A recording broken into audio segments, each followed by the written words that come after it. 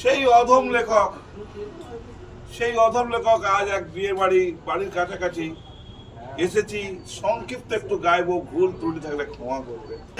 সত্য দেখায় মিথ্যা লুকিয়ে, ওই যে সাধু ভুল বুঝিয়ে, কেমন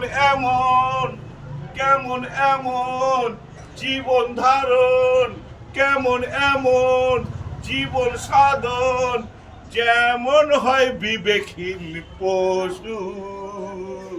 শোনো প্রভু, ভাবি শুধু, পাপ ছাড়া নাই গো কিছু।